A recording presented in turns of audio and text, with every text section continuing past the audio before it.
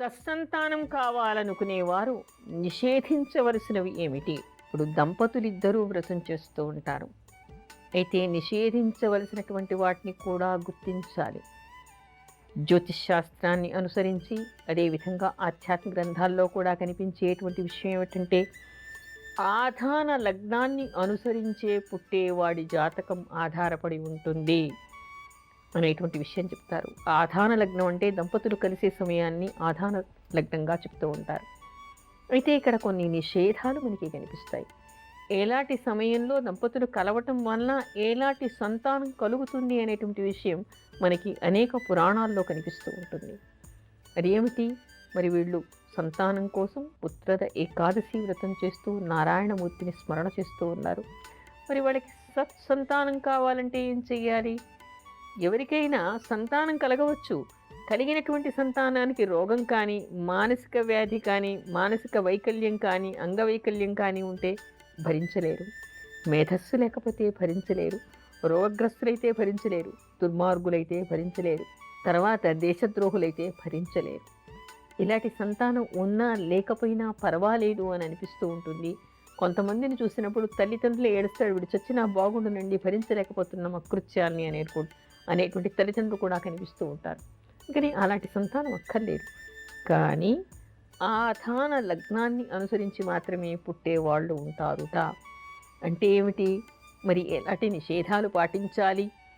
ఇలాంటి విషయాన్ని సత్సంతానం పొందటానికి పుత్రద ఏకాదశి వ్రతం చేసే వాళ్ళందరూ కూడా గమనించి ఆ నిషేధాన్ని పాటిస్తే సత్సంతానాన్ని పొందేటువంటి అవకాశం ఏర్పడుతుంది వాళ్ళకి. అయితే ఏం చేయాలి? నిషేధించవలసినటువంటి సమయాలు ఏమిటి? రోజులు ఏమిటి? నెలలు ఏమిటి? అనేటువంటి విషయాన్ని అందరూ తెలుసుకోవాలి. మాసాల్లో అయితే ఆషాఢ మాసాన్ని నిషేధించాలి. అధిక మాసం వచ్చినప్పుడు నిషేధించాలి. అంతేకాకుండా మనకి వారాల్లో అయితే ఏ ఆదివారం కూడా దంపతులు కలవకూడదు. సంతానం కోసమే కాదు, మామూలుగా అయినా కూడా శాపగ్రస్తులు అవుతారుట, దరిద్రులు అవుతారుట, రోగాలు వస్తాయట అని ఆధ్యాత్మిక గ్రంథాలు చెప్తున్నాయి, నేం కాదు. అందుకని ఆదివారాలు నిషేధించాలి. అంతేకాదు తిథుల్లో అయితే దశమి, ఏకాదశి, ద్వాదశి, సప్తమి.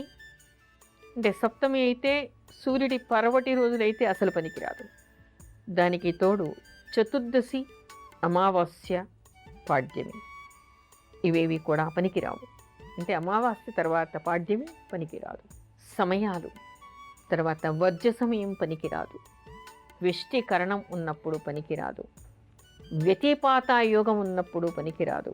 వైధృతి యోగం ఉన్నప్పుడు పనికిరాదు. అంతేకాకుండా తెల్లవారుజామున 3 గంటల నుంచి ఉదయం 8 గంటల వరకు సూర్యోదయ లగ్నానికి సూర్యుడు 12 తర్వాత సూర్యోదయానికి లగ్నంలో, ఆ తర్వాత సూర్యోదయ లగ్నానికి 2 ఉంటాడు.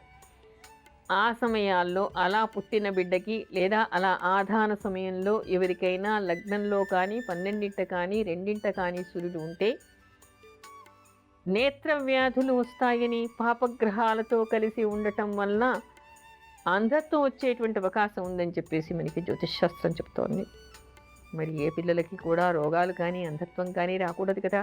అందుకని ఏ దంపతులైనా ఎప్పుడైనా సంతానం కోసమే కాకుండా తెల్లవారుజామున 3 నుంచి 8 గంటల వరకు కూడా ఈ నిషేధాన్ని పాటిస్తే చాలా మంచిది. సూర్యోదయ కాలం నుంచి సూర్యాస్తమయ కాలం వరకు ఏ దంపతులు కలిసినా పగలు పూట ఫలితంగా వచ్చేటువంటి సంతానం సరిగ్గా ఉండదుట, ఆరోగ్యంగా ఉండదుట. అందుకని పగలు కాలాన్ని వర్జించాలి.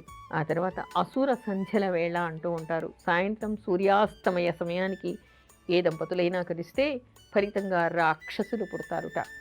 మనకి హిరణ్యకశపుడి తండ్రి హిరణ్యకశపుడు పుట్టకముందు ఆయన సంధ్యా సమయంలో ప్రార్థన చేస్తున్నప్పుడు ఆయన భార్య కోరిక ఫలితంగా వద్దని చెప్తున్నా వినకపోవడం వలన హిరణ్యకశపుడు లాంటి రాక్షసుడు పుట్టాడు అనేటువంటి విషయాన్ని చెప్తూ ఉంటారు.